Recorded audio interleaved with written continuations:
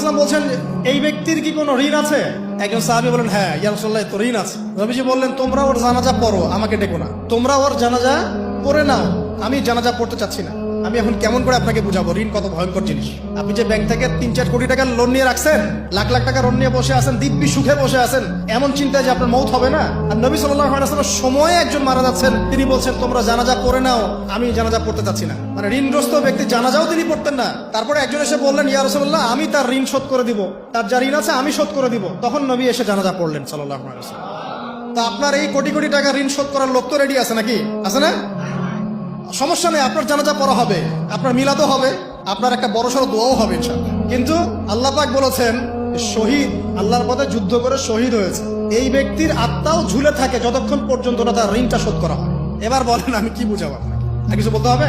এখন সেই দোয়া শিখাচ্ছি আপনাদেরকে, যে দোয়া শিখলে আপনারা ঋণ থেকে বাঁচবেন ইনশাআল্লাহ। কত দিবেন?